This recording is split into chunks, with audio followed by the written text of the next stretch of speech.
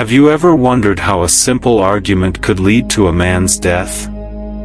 The Boscombe Valley mystery is just that, a case where a son is accused of murdering his father, but was he really the killer? This story is about truth, deception, and the complicated ties of humanity, with the brilliant detective Sherlock Holmes unraveling a mystery that seemed impossible to solve. We're seated at breakfast one morning, my wife and I, when the maid brought in a telegram. It was from Sherlock Holmes, and ran in this way. Have you a couple of days to spare? Have just been wired from the west of England in connection with Boscombe Valley tragedy. Shall be glad if you will come with me. Air and scenery perfect. Leave Paddington by the 11.15 inch. What do you say, dear? Said my wife, looking across at me. Will you go? I really don't know what to say. I have a fairly long list at present. Oh, Anstruther would do your work for you. You have been looking a little pale lately. I think that the change would do you good, and you are always so interested in Mr. Sherlock Holmes's cases. I should be ungrateful if I were not, seeing what I gained through one of them, I answered. But if I am to go, I must pack at once, for I have only half an hour. My experience of camp life in Afghanistan had at least had the effect of making me a prompt and ready traveler. My wants were few and simple, so that in less than the time stated I was in a cab with my valise, rattling away to Paddington Station. Sherlock Holmes was pacing up and down the platform, his tall, gaunt figure made even gaunter and taller by his long grey traveling cloak and close-fitting cloth. It is really very good of you to come, Watson, said he. It makes a considerable difference to me having someone with me on whom I can thoroughly rely. Local 80s always either worthless or else biased. If you will keep the 2 corner seats I shall get the tickets. We had the carriage to ourselves save for an immense litter of papers which Holmes had brought with him. Among these he rummaged and read, with intervals of note-taking and of meditation, until we were past reading. Then he suddenly rolled them all into a gigantic ball, and tossed them up onto the rack. Have you heard anything of the case? He asked. Not a word. I have not seen a paper for some days. The London press has not had very full accounts. Have just been looking through all the recent papers in order to master the particulars. It seems, from what I gather, to be one of those simple cases which are so extremely difficult. That sounds a little paradoxical, but it is profoundly true. Singularity is almost invariably a clue. The more featureless and commonplace a crime is, the more difficult is it to bring it home. In this case, however, they have established a very serious case against the son of the murdered man. It is a murder, then? Well, it is conjectured to be so. I shall take nothing for granted until I have the opportunity of looking personally into it. I will explain the state of things to you, as far as I have been able to understand it, in a very few words. Boscombe Valley is a country district not very far from Ross, in Herefordshire, the largest landed proprietor in that part is a Mr. John Turner, who made his money in a Australia, and returned some years ago to the old country. One of the farms which he held, that of Hatherley, was let to Mr.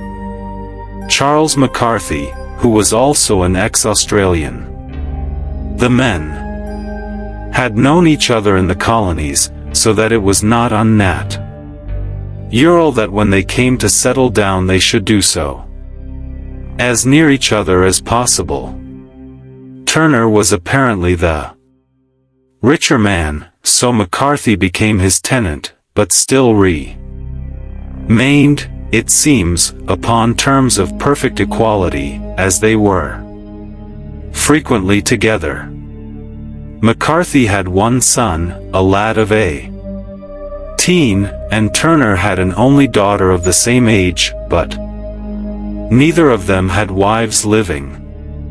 They appear to have avoided the society of the neighboring English families, and to have led retired lives, though both the McCarthys were fond of sport, and were frequently seen at the race meetings of the neighborhood. McCarthy kept 2 servants, a man and a girl. Turner had a considerable household, some half-dozen at the least. That is as much as I have been able to gather about the families. Now for the facts. On June 3rd, that is, on Monday last, McCarthy left his house at Hatherley about 3 in the afternoon, and walked down to the Boscombe Pool, which is a small lake formed by the spreading out of the stream which runs down the Boscombe Valley. He had been out with his serving man in the morning at Ross, and he had told the man that he must hurry, as he had an appointment of importance to keep at 3. From that appointment he never came back alive. From Hatherley farmhouse to the Boscombe Pool is a quarter of a mile, and 2 people saw him as he passed over this ground. One was an old woman, whose name is not mentioned, and the other was William Crowder, a gamekeeper in the employ of Mr. Turner. Both these witnesses depose that Mr. McCarthy was walking alone. The gamekeeper adds that within a few minutes of his seeing Mr. McCarthy pass he had seen his son, Mr. James McCarthy, going the same way, with a gun under his arm. To the best of his belief, the F.A. there was actually in sight at the time, and the son was following him. He thought no more of the matter until he heard, in the evening of the tragedy that had occurred, the 2 McCarthys were seen after the time when William Crowder, the gamekeeper, lost sight of them. The Boscombe Pool is thickly wooded round, with just a fringe of grass and off-reeds round the edge. A girl of 14, Pa Teens Moran, who is the daughter of the lodge-keeper of the Boscombe Valley estate, was in one of the woods picking flowers. She states that while she was there she saw, at the border of the wood and close by the lake, Mr. McCarthy and his son, and that they appeared to be having a violent quarrel.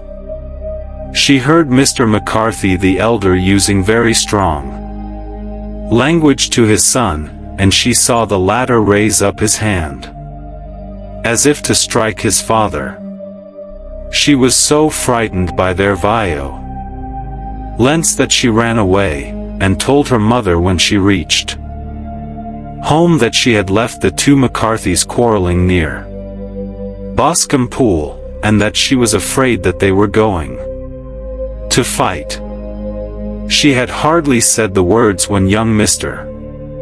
McCarthy came running up to the lodge to say that he had found his father dead in the wood, and to ask for the help of the lodge keeper. He was much excited, without either his gun or his hat, and his right hand and sleeve were observed to be stained with fresh blood. On following him they found the dead body stretched out upon the grass beside the pool. The head had been beaten in by repeated blows of some heavy and blunt weapon. The injuries were such as might very well have been inflicted by the butt end of his son's gun, which was found lying on the grass within a few paces of the body. Under these circumstances the young man was instantly arrested, and a verdict of willful murder having been returned at the inquest on Tuesday, he was on Wednesday brought before the magistrates at Ross, who have referred the case to the next assizes. Those are the main facts of the case, as they came out before the coroner and at the police court. I could hardly imagine a more damning case, I remarked. I fever circumstantial evidence pointed to a criminal. It does so here. You may find it pointing in an equally uncompromising man to something entirely different. It must be confessed, however, that the case looks exceedingly grave against the young man, and it is very possible that he is indeed the culprit. There are several people in the neighborhood, however, and among them Miss Turner, the daughter of the neighbor, landowner, who believe in his innocence, and who have retained Lestrade, whom you may recollect in connection with the study in scarlet, to work out the case in his interest. Lestrade, being rather puzzled, has referred the case to me, and hence it is that two middle-aged gentlemen are flying westward at 50 miles an hour, instead of quietly digesting their breakfasts at home. I am afraid, said I, that the facts are so obvious that you will find little credit to be gained out of this case. There is nothing more deceptive than an obvious fact, he answered, laughing. Besides, we may chance to hit upon some other obvious facts which may have been by no means obvious to Mr. Lestrade. You know me too well to think that I am boasting when I say that I shall either confirm or destroy his theory by means which he is quite incapable of employing, or even of understanding. To take the first example to hand, I very clearly perceive that in your bedroom the window is upon the right-hand side, and yet I question whether Mr. Lestrade would have noted even so self-evident a thing as that. How on earth? My dear fellow, I know you well. I know the military neatness which characterizes you. You shave every morning, and in this season you shave by the sunlight, but since your shaving is less and less complete as we get farther back on the left side, until it becomes positively slovenly as we get round the angle of the jaw, it is surely very clear that that side is less well illuminated than the other. I could not imagine a man of your habits looking at himself in an equal light, and being satisfied with such a result. I only quote this as a trivial example of observation and inference. Therein lies my métier, and it is just possible that it may be of some service in the investigation which lies before us. there are one or two minor points which were brought out in the inquest, and which are worth considering. What are they? It appears that his arrest did not take place at once, but after the return to Hatherley Farm. On the inspector of constabulary informing him that he was a prisoner, he remarked that he was not surprised to hear it, and that it was no more than his deserts. This observation Ophies had the natural effect of removing any traces of doubt which might have remained in the minds of the coroner's jury. "It was a confession," I ejaculated. "No, for it was followed by a protestation of innocence. Coming on the top of such a damning series of events, it was at least a most suspicious remark." "On the contrary," said Holmes, "it is the brightest rift which I can at present see in the clouds.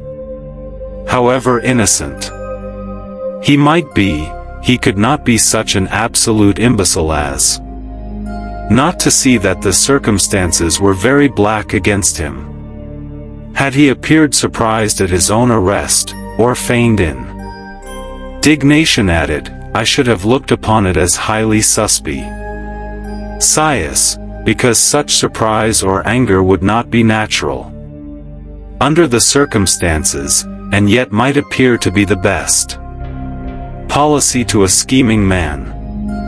His frank acceptance of the situation marks him as either an innocent man, or else as a man of considerable self-restraint and firmness. As to his remark about his deserts, it was also not unnatural if you consider that he stood beside the dead body of his father, and that there is no doubt that he had that very day so far forgotten his filial duty as to bandy words with him, and even accord ing to the little girl whose evidence is so important, to raise his hand as if to strike him. The self-reproach and contrite tie-in which are displayed in his remark appear to me to be the signs of a healthy mind, rather than of a guilty one. I shook my head. "Many men have been hanged on far slighter evidence," I remarked. "So they have. And many men have been wrongfully hanged." "What is the young man's own account of the matter?" "It is, I am afraid, not very encouraging to his supporters, though there are one or two points in it which are suggestive. You will find it here, and may read it for yourself." He picked out from his bundle a copy of the local here Fordshire paper, and having turned down the sheet, he pointed out the paragraph in which the unfortunate young man had given his own statement of what had occurred. I pled myself down in the corner of the carriage, and read it very carefully. It ran in this way: Mr. James McCarthy, the only son of the deceased, was then called, and gave evidence as follows: I had been away from home for 3 days at Bristol, and had only just returned upon the morning of last Monday, the 3rd. My F.A. there was absent from home at the time of my arrival, and I was informed by the maid that he had driven over to Ross with John Cobb, the groom. Shortly after my return I heard the wheels of his trap in the yard, and, looking out of my window, I saw him get out and walk rapidly out of the yard, though I was not aware in which direction he was going. I then took my gun, and strolled out in the direction of the Boscombe Pool, with the intention of visiting the rabbit warren which is upon the other side. On my way I saw William Crowder, the gamekeeper, as he had stated in his evidence. But he is mistaken in thinking that I was following my father. I had no idea that he was in front of me. When about 100 yards from the pool I heard a cry of "cooey," which was a usual signal between my father and myself. I then hurried forward, and found him standing by the pool. He appeared to be much surprised at seeing me, and asked me rather roughly what I was doing there. A conversation ensued which led to high words, and almost to blows, for my father was a man of a very violent temper. Seeing that his passion was becoming ungovernable, I left him, and returned towards Hatherley Farm. I had not gone more than 150 yards, however, when I heard a hideous outcry behind me, which caused me to run back again. I found my father peering upon the ground, with his head terribly injured. I dropped my gun, and held him in my arms, but he almost instantly expired. I knelt beside him for some minutes, and then made my way to Mr. Turner's lodge-keeper, his house being the nearest, to ask for assistance. I saw no one near my father when I returned, and I have no idea how he came by his injuries. He was not a popular man, being somewhat cold and forbidding in his manners, but he had, as far as I know, no active enemies. I know nothing further of the matter. The coroner: did your father make any statement to you before he died? Witness: he mumbled a few words, but I could only catch some allusion to a rat. The coroner: what did you understand by that? Witness: it conveyed no meaning to me. I thought that he was delirious. The coroner: what was the point upon which you and your father had this final quarrel? Witness: I should prefer not to answer. The coroner: I am afraid that I must press it. Witness: it is really impossible for me to tell you. I can assure you that it has nothing to do with the sad tragedy which followed. The coroner: that is for the court to decide. I need not point out to you that your refusal to answer will prejudice your case considerably in any future proceedings which may arise. Witness: I must still refuse. The coroner: I understand that the cry of "cooey" was a common signal between you and your father. Witness: it was. The coroner: how was it, then, that he uttered it before he saw you, and before he even knew that you had returned from Bristol? Witness: with considerable confusion: I do not know. A juryman: did you see nothing which aroused your suspicions when you returned on hearing the cry, and found your father fatally injured? Witness: nothing definite. The coroner: what do you mean? Witness: I was so disturbed and excited as I rushed out into the open, that I could think of nothing except of my father. Yet I have a vague impression that as I ran forward, something lay upon the ground to the left of me. It seemed to me to be something gray in color, a coat of some sort, or a plaid perhaps. Through the beautiful Stroud Valley, and over the broad gleam ing Severn, found ourselves at the pretty little country town of Ross. A lean, ferret-like man, furtive and sly-looking, was waiting for us upon the platform.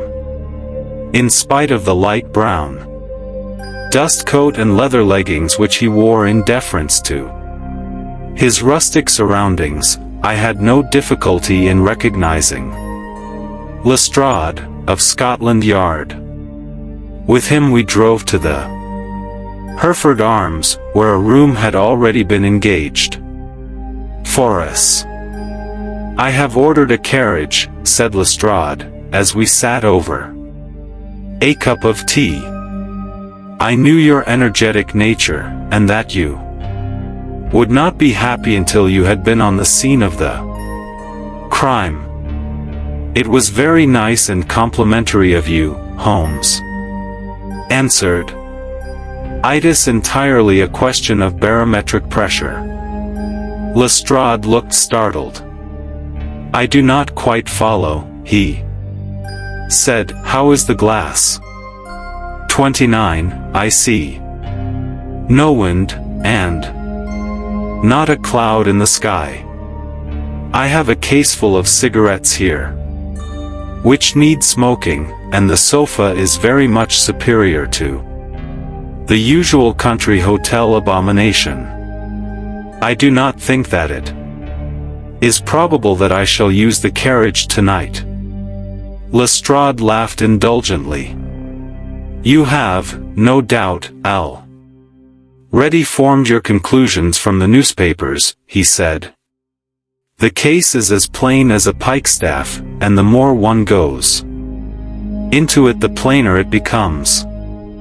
Still, of course, one can't refuse a lady, and such a very positive one, too. She had heard of you, and would have your opinion, though I repeatedly told her that there was nothing which you could do which I had not already done. Why, bless my soul, here is her carriage at the door." He had hardly spoken before there rushed into the room one of the most lovely young women that I have ever seen in my life. Her violet eyes shining, her lips parted, a pink flush upon her cheeks, all thought of her natural reserve lost in her overpowering excitement and concern. "Oh, Mr. Sherlock Holmes," she cried, glancing from one to the other of us, and finally, with a woman's quick intuition, fastening upon my companion, "I am so glad that you have come. I have driven down to tell you so. You know that James didn't do it. I know it, and I want you to start upon your work knowing it, too. Never let yourself doubt upon that point. We have known each other since we were little children, and I know his faults as no one else does, but is too tender-hearted to hurt a fly. Such a charge is absurd to any one who really knows him." "I hope we may clear him, Miss Turner," said Sherlock Holmes. "You may rely upon my doing all that I can. But you have read the evidence. You have formed some conclusion? Do you not see some loophole, some flaw? Do you not yourself think that he is innocent? I think that it is very probable." "There, now," she cried, throwing back her head, and looking defiantly at Lestrade. "You hear? He gives me hopes." Lestrade shrugged his shoulders. "I am afraid that my colleague has been a little quick in forming his conclusions," he said. "But he is right." "Oh, I know that he is right. James never did it. And about his quarrel with his father, I am sure that the reason why he would not speak about it to the Sr. Wonder was because I was concerned in it. In what way? Asked Holmes.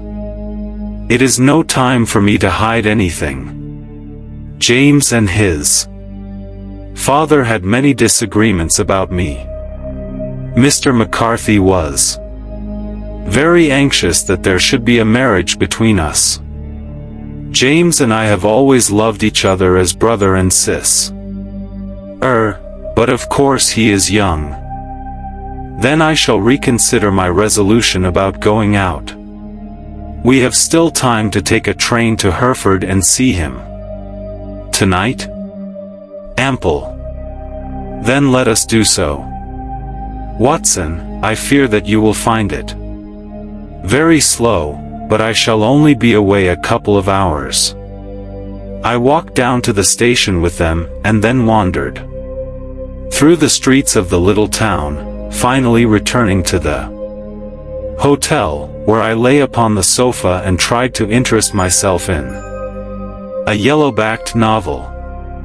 The puny plot of the story was so thin, however, when compared to the deep mystery through which we were groping, and I found my attention wander so continually from the fiction to the fact, that I at last flung it across the room, and gave myself up entirely to a consideration of the events of the day.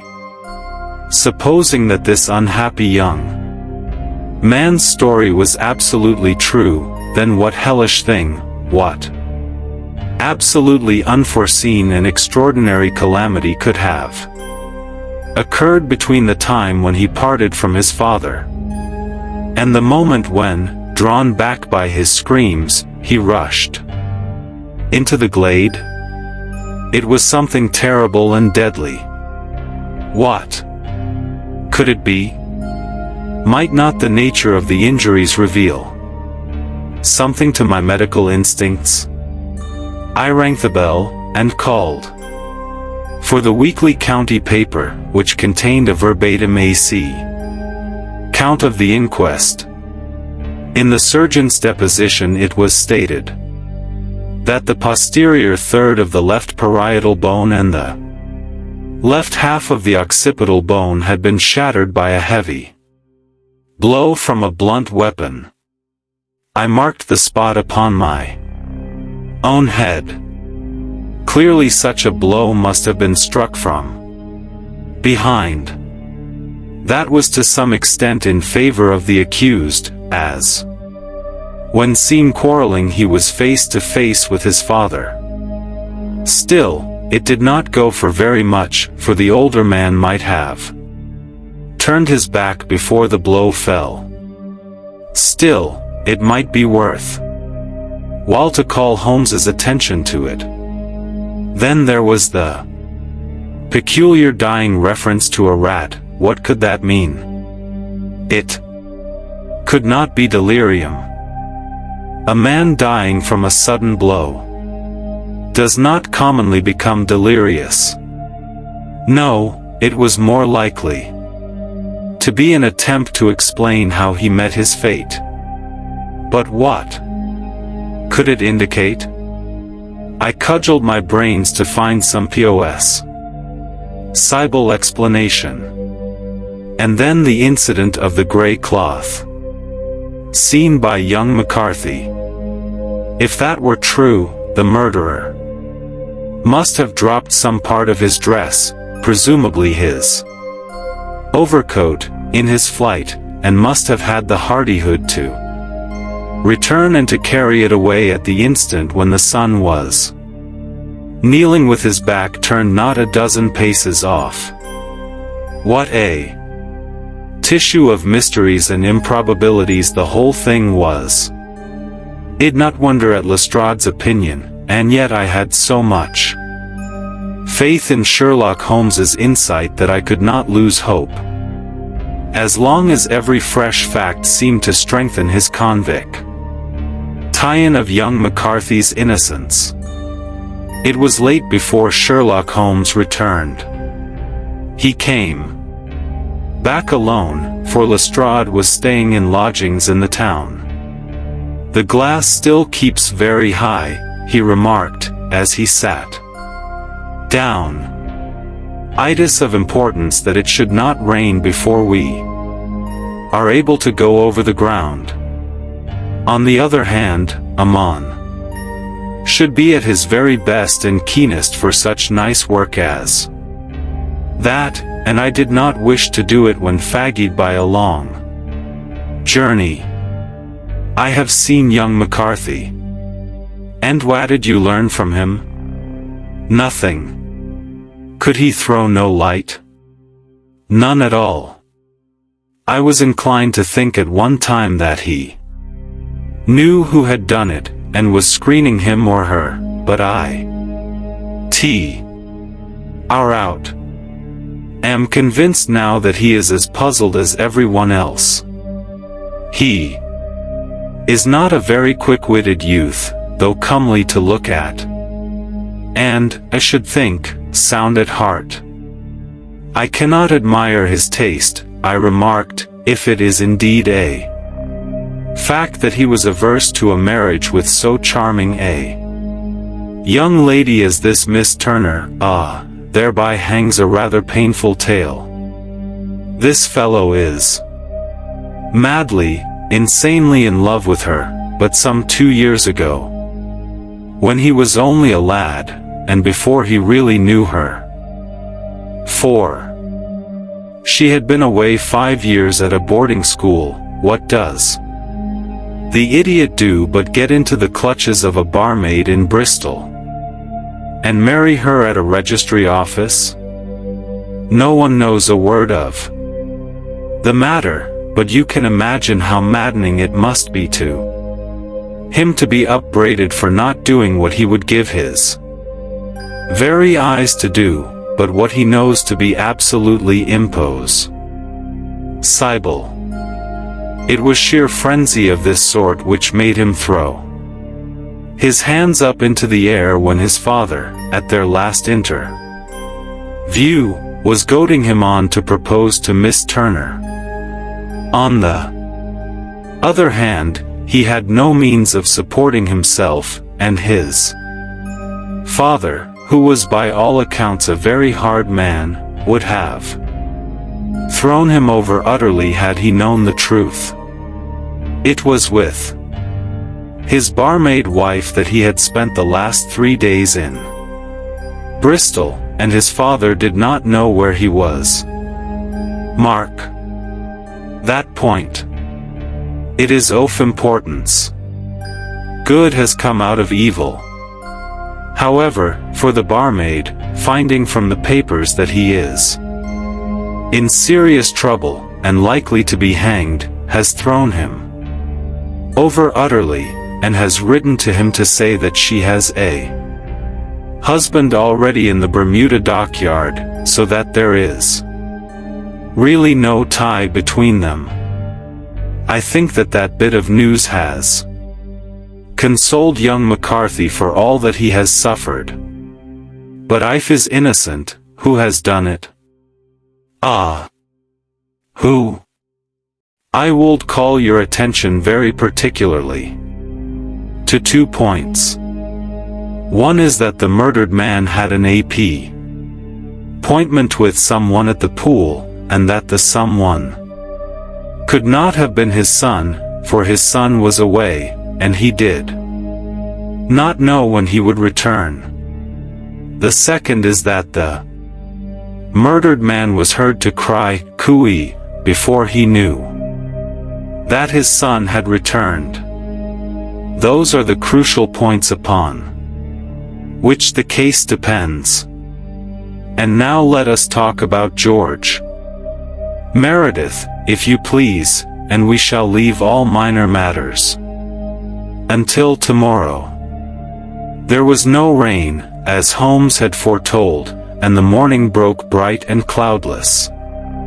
At 9 o'clock Lestrade called for us with the carriage, and we set off for Hatherley Farm and the Boscombe Pool. "There is serious news this morning," Lestrade observed. "It is said that Mr. Turner, of the Hall, is so ill that his life is despaired of. "An elderly man, I presume," said Holmes. "About 60, but his constitution has been shattered by his life abroad, and he has been in failing health for some time. This business has had a very bad effect upon him. Hugh is an old friend of McCarthy's, and, I may add, a great benefactor to him, for I have learned that he gave him Hatherley Farm rent-free." "Indeed. That is interesting," said Holmes. "Oh yes. In 100 other ways he has helped him. Everybody about here speaks of his kindness to him. Really?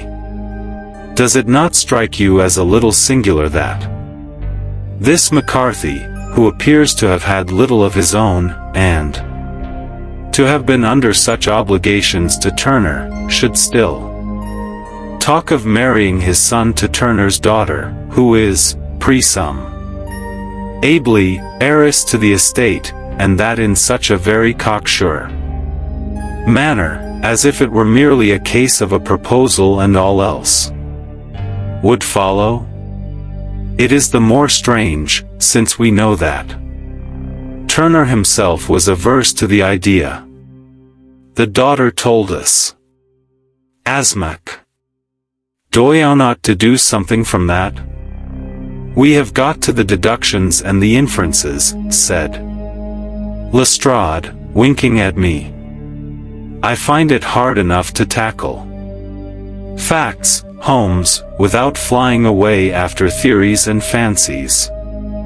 "You are right," said Holmes, demurely, "you do find it very hard to tackle the facts. Anyhow, I have grasped one fact which you seem to find it difficult to get hold of," replied Lestrade, with some warmth. "And that is that McCarthy, Sr., met his death from McCarthy, Jr., and that all theories to the contrary are the merest moonshine." "Well, moonshine is a brighter thing than fog," said Holmes, laughing. "But I am very much mistaken if this is not Hatherley Farm upon the left." "Yes, that is it." It was a widespread, comfortable-looking building, two-storied, slate-roofed, with great yellow blotches of lichen upon the grey walls, the drawn blinds and the smoke. Less chimneys, however, gave it a stricken look, as though the weight of this horror still lay heavy upon it. We called at the door, when the maid, at Holmes's request, showed us the boots which her master wore at the time of his death, and also a pair of the son's, though not the pair which he had then had. Having measured these very carefully from 7 or 8 different points, Holmes desired to be led to the courtyard, from which we all followed the winding track which led to Boscombe Pool. Sherlock Holmes was transformed when he was hot upon such a scent at this. Men who had only known the quiet thinker and logician of Baker Street would have failed to recognize him. His face flushed and darkened. His brows were drawn into two hard, black lines, while his eyes shone out from beneath them with a steely glitter. His face was bent downward, his shoulders bowed, his lips compressed, and the veins stood out like whipcord in his long, sinewy neck. His nostrils seemed to dilate with a purely animal lust for the chase, and his mind was so absolutely concentrated upon the matter before him, that a question or remark fell heated upon his ears, or, at the most, only provoked a quick, impatient snarl in reply. Swiftly and silently he made his way along the track which ran through the meadows, and so by way of the woods to the Boscombe pool. It was damp, marshy ground, as is all that district, and there were marks of many feet, both upon the path and amid the short grass, which bounded it on either side. Sometimes Holmes would hurry on, sometimes stop dead, and once he made quite a little detour into the meadow. Lestrade and I walked behind him, the detective indifferent and contemptuous, while I watched my friend with the interest which sprang from the conviction that every one of his actions was directed towards a definite end. The Boscombe pool, which is a little reed-girt sheet of water some 50 yards across, is situated at the boundary between the Hatherley farm and the private park of the wealthy Mr. Turner. Above the woods which lined it upon the farther side we could see the red, jutting pinnacles which marked the site of the rich landowner's dwelling. On the Hatherley side of the pool the woods grew very thick, and there was a narrow belt of sodden grass 20 paces across between the edge of the trees and the reeds which lined the lake. Lestrade showed us the exact spot at which the body had been found, and, indeed, so moist was the ground, that I could plainly see the traces which had been left by the fall of the stricken man. To Holmes, as I could see by his eager face and peering eyes, very many other things were to be read upon the trampled grass. He ran round, like a dog who is picking up a scent, and then turned upon my companion. "What did you go into the pool for?" he asked. "I fished about with a rake. I thought there might be some weapon or other trace. But how on earth?" "Oh, tut, tut. I have no time. That left foot of yours, with its inward twist, is all over the place. A mole could trace it, and there it vanishes among the reeds. Oh, how simple it would all have been had I been here before they came like a herd off buffalo, and wallowed all over it. Here is where the party with the lodge-keeper came, and they have covered all tracks for 6 or 8 feet round the body. But here are 3 separate tracks of the same feet." He drew out a lens and lay down upon his waterproof to have a better view, talking all the time rather to himself than to us.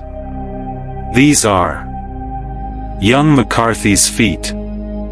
Twice he was walking, and once he ran swiftly so that the soles are deeply marked, and the heels hardly visible. That bears out his story. He ran when he saw his father on the ground. Then here are the father's feet, as he paced up and down. What is this, then? Itis the butt end of the gun as the son stood listening. And this? Ha! Ha! What have we here? Tiptoes. Tiptoes. Square, too. Quite unusual boots. They come, they go, they come again. Of course that was for the cloak. Now where did they come from?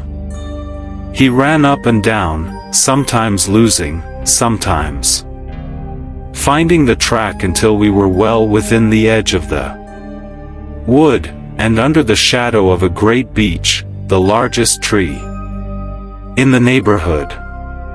Holmes traced his way to the farther side of this, and lay down once more upon his face with a little cry of satisfaction. For a long time he remained there, turning over the leaves and dried sticks, gathering up what seemed to me to be dust into an envelope, and examining with his lens not only the ground, but even the bark of the tree as far as he could reach. A jagged stone was lying among the moss, and this also he carefully examined and retained. Then he followed a pathway through the wood until he came to the high road, where all traces were lost. "It has been a case of considerable interest," he remarked, returning to his natural manner. "I fancy that this grey house on the right must be the lodge. I think that I will go in and have a word with Moran, and perhaps write a little note. Having done that, we may drive back to our luncheon. You may walk to the cab, and I shall be with you presently." It was about 10 minutes before we regained our cab, and drove back into Ross, Holmes still carrying with him the stone which he had picked up in the wood. "This may interest you, Lestrade," he remarked, holding it out. "The murder was done with it. I see no marks." "There are none." "How do you know, then?" "The grass was growing under it. It had only lain there a few days. There was no sign of a place whence it had been taken. It corresponds with the injuries. There is no sign of any other weapon." "And the murderer?" "Is a tall man, left hand, limps with the right leg, wears thick-soled shooting boots and a grey cloak, smokes Indian cigars, uses a cigar holder, and carries a blunt penknife in his pocket. There are several other indications, but these may be enough to aid us in our search." Lestrade laughed. "I am afraid that I am still a skeptic," he said. "Theories are all very well, but we have to deal with a hard-headed British jury." "Nous verrons," answered Holmes, calmly. "You work your own method, and I shall work mine. I shall be busy this afternoon, and shall probably return to London by the evening train." "And leave your case unfinished?" "No, finished." "But the mystery?" "It is solved." "Who was the criminal, then?" "The gentleman I describe." "But who is he?" "Surely it would not be difficult to find out. This is not such a populous neighborhood."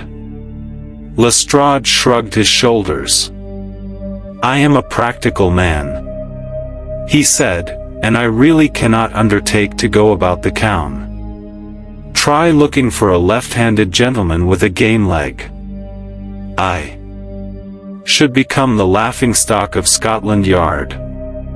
"All right," said Holmes, quietly. "I have given you the chance. Here are your lodgings. Goodbye. I shall drop you a line before I leave." Having left Lestrade at his rooms, we drove to our hotel, where we found lunch upon the table. Holmes was silent, and buried in thought with a pained expression upon his face, as one who finds himself in a perplexing position. "Look here, Watson," he said when the cloth was cleared. "Just sit down in this chair and let me preach to you for a little. I don't quite know what to do, and I should value your advice. Light a cigar, and let me expound. Pray do so. Well, now, in considering this case there are 2 points about young McCarthy's narrative which struck us both in Stanley, although they impressed me in his favor and you against him. One was the fact that his father should accord ing to his account, cry, cooey, before seeing him. The other was his singular dying reference to a rat. He mumbled several words, you understand, but that was all that caught the son's ear. Now from this double point our research must commence, and we will begin it by presuming that what the lad says is absolutely true. What of this cooey, then? Well, obviously it could not have been meant for the son. The son, as far as he knew, was in Bristol. It was mere chance that he was within earshot. The cooey was meant to attract the attention of whoever it was that he had the appointment with. But cooey is a distinctly Australian cry, and one which is used between Australians. There is a strong presumption that the person whom McCarthy expected to meet him at Boscombe Pool was someone who had been in Australia. What of the rat, then? Sherlock Holmes took a folded paper from his pocket and flattened it out on the table. This is a map of the colony of Victoria, he said. I wired to Bristol for it last night. He put his hand over part of the map. What do you read? He sked. Rat, I read. And now? He raised his hand. Ballarat. Quite so. That was the word the man uttered, and of which his son only caught the last 2 syllables. He was trying to utter the name of his murderer. So-and-so, of Ballarat. It is wonderful, I exclaimed. It is obvious. And now, you see, I had narrowed the field down considerably. The possession of a grey garment was a third point which, granting the son's statement to be correct, was a certainty. We have come now out of mere vagueness to the definite conception of an Australian from Ballarat with a grey cloak. Certainly. And one who was at home in the district, for the pool can only be approached by the farm or by the estate, where strangers could hardly wander. Quite so. Then comes our expedition of 2-day. By an examination of the ground I gained the trifling details which I gave to that imbecile Lestrade, as to the personality of the criminal. But how did you gain them? You know my method. It is founded upon the observance of trifles. His height I know that you might roughly judge from the length of his stride. His boots, too, might be told from their traces. Yes, they were peculiar boots. But his lameness? The impression of his right foot was always less distinct than his left. He put less weight upon it. Why? Because he limped, he was lame. But his left-handedness. You were yourself struck by the nature of the injury as recorded by the surgeon at the inquest. The blow was struck from immediately behind, and yet was upon the left side. Now, how can that be unless it were by a left-handed man? He had stood behind that tree during the interview between the father and son. He had even smoked there.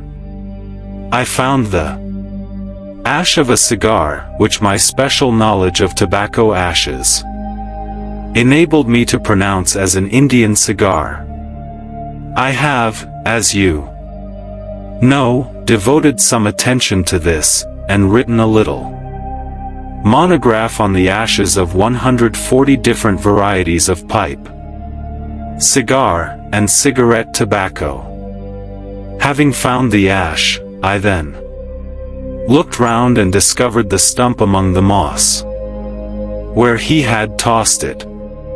It was an Indian cigar, of the variety which are rolled in Rotterdam. And the cigar holder? I could see that the end had not been in his mouth. Therefore he used a holder. The tip had been cut off, not bitten off, but the cut was not a clean one, so I deduced a blunt penknife. Holmes, I said, you have drawn a net round this man, from which he cannot escape, and you have saved an innocent human life as truly as if you had cut the cord which was hang ing him. I see the direction in which all this points. The culprit is Mr. John Turner, cried the hotel waiter, opening the door of our sitting room and ushering in a visitor. The man who entered was a strange and impressive figure. His slow, limping step and bowed shoulders gave the appearance of decrepitude, and yet his hard, deep-lined, craggy feet, yours, and his enormous limbs showed that he was possessed of unusual strength of body and of character. His tangled beard, grizzled hair, and outstanding, drooping eyebrows combined to give an air of dignity and power to his appearance.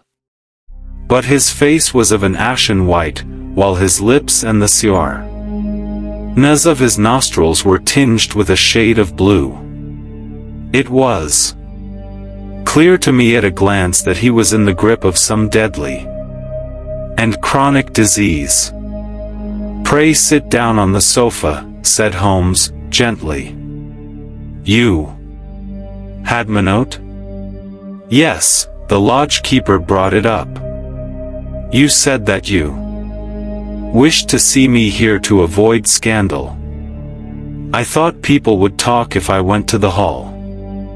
And why did you wish to see me? He looked across at my companion with despair in his weary eyes, as though his question was already answered. Yes, said Holmes, answering the look rather than the words. It is so. I know all about McCarthy. The old man sank his face in his hands. God help me, he cried. But I would not have let the young man come to harm. I give you my word that I would have spoken out if it went against him at the assizes. I am glad to hear you say so, said Holmes, gravely. I would have spoken now had it not been for my dear girl. It would break her heart, it will break her heart when she hears that I am arrested. It may not come to that, said Holmes. What? I am no official agent. I understand that it was your daughter who required my presence here, and I am acting in her interests. Young McCarthy must be got off, however. I am a dying man, said old Turner. I have had diabetes for years. My doctor says it is a question whether I shall live a month. Yet I would rather die under my own roof than in a jail. Holmes rose and sat down at the table. with his pen in his hand and a bundle of paper before him. "Just tell us the truth," he said. "I shall jot down the facts. You will sign it, and Watson here can witness it. Then I could produce your confession at the last extremity to save young McCarthy. I promise you that I shall not use it unless it is absolutely needed." "It's as well," said the old man. "It's a question whether I shall live to the assizes, so it matters little to me, but I should wish to spare Alice the shock. And now I will make the thing clear to you. It has been a long time in the acting, but will not take me long to tell. You didn't know this dead man, McCarthy. He was a devil incarnate. I tell you that. God keep you out of the clutches of such a man as he. His grip has been upon me these 20 years, and he has blasted my life. I'll tell you first how I came to be in his power. It was in the early 60s at the diggings. I was a young chap then, hot-blooded and reckless, ready to turn my hand at anything. I got among bad companions, took to drink, had no luck with my claim, took to the bush, and in a word became what you would call over here a highway robber. There were 6 of us, and we had a wild, free life of it, sticking up a station from time to time, or stopping the wagons on the road to the diggings. Black Jack of Ballarat was the name I went under, and our party is still remembered in the colony as the Ballarat Gang. One day a gold convoy came down from Ballarat to Melbourne, and we lay in wait for it and attacked it. There were 6 troopers and 6 of us, so it was a close thing, but we emptied 4 of their saddles at the first volley. 3 of our boys were killed, however, before we got the swag. I put my pistol to the head of the wagon driver, who was this very man, McCarthy. I wished to the Lord that I had shot him then, but I spared him, though I saw his wicked little eyes fixed on my face, as though to remember every feature. We got away with the gold, became wealthy men, and made our way over to England without being suspected. There I parted from my old pals, and determined to settle down to a quiet and respectable life. I bought this estate, which chanced to be in the market, and I set myself to do a little good with my money, to make up for the way in which I had earned it. I married too, and though my wife died young, she left me my dear little Alice. Even when she was just a baby, her wee hand seemed to lead me down the right path as nothing else had ever done. In a word, I turned over a new leaf, and did my best to make up for the past. All was going well when McCarthy laid his grip upon me. I had gone up to town about an investment, and I met him in Regent Street with hardly a coat to his back or a boot to his foot. "Here we are, Jack," says he, touching me on the arm. "We'll be as good as a family to you. There's 2 of us, me and my son, and you can have the keeping of us. If you don't, it's a fine, law-abiding country is England, and there's always a policeman within hail." Well, down they came to the West Country. There was no shaking them off, and there they have lived rent-free on my Best land ever since. There was no rest for me, no peace, no forgetfulness. Turn where I would, there was his cunning, grinning face at my elbow. It grew worse as Alice grew up, for he soon saw I was more afraid of her knowing my past than of the police. Whatever he wanted he must have, and whatever it was I gave him without question: land, money, houses, until at last he asked a thing which I could not give. He asked for Alice. His son, you see, had grown up, and so had my girl, and as I was known to be in weak health, it seemed a fine stroke to him that his lad should step into the whole property. But there I was firm. I would not have his cursed stock mixed with mine. Not that I had any dislike to the lad, but his blood was in him, and that was enough. I stood firm. McCarthy threatened. I braved him to do his worst. We were to meet at the pool midway between our houses to talk it over. When I went down there I found him talking with his son, so I smoked a cigar, and waited behind a tree until he should be alone. But as I listened to his talk all that was black and bitter in me seemed to come uppermost. He was urging his son to marry my daughter with as little regard for what she might think as if she were a slut from off the streets. It drove me mad to think that I and all that I held most dear should be in the power of such a man as this. Could I not snap the bond? I was already a dying and a desperate man. Though clear of mind and fairly strong of limb, I knew that my own fate was sealed. But my memory and my girl, both could be saved, if I could but silence that foul tongue. I did it, Mr. Holmes.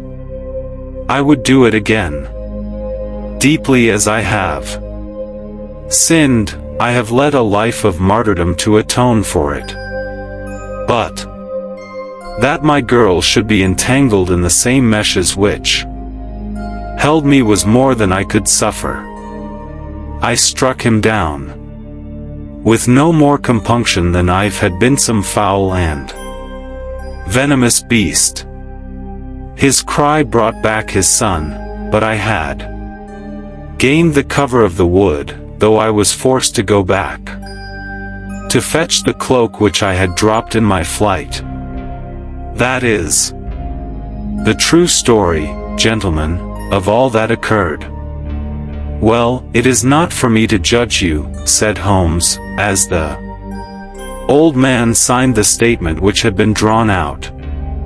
I pray that we may never be exposed to such a temptation. I pray not, sir.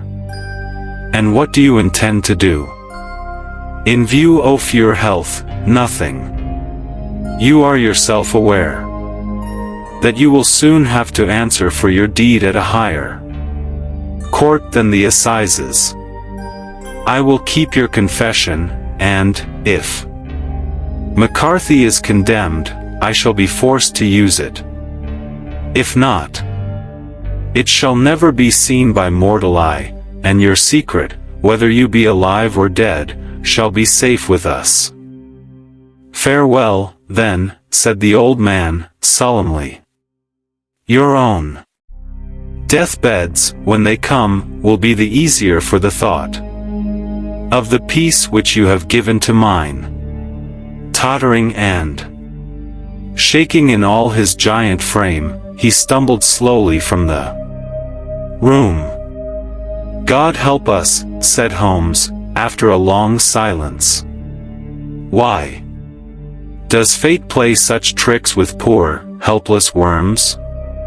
I never hear of such a case as this that I do not think of Baxter's words, and say, "There, but for the grace of God, goes Sherlock Holmes." James McCarthy was acquitted at the assizes, on the strength of a number of objections which had been drawn out by Holmes, and submitted to the defending counsel. Old Turner lived for 7 months after our interview, but he is now dead, and there is every prospect that the son and daughter may come to live happily together, in ignorance of the black cloud which rests upon their past. In the end, this case teaches us that no matter how complicated things seem, the truth always finds its way. Sherlock Holmes cracked the case and saved an innocent life. If you enjoyed this story, make sure to subscribe to our channel for more fascinating cases and intriguing stories.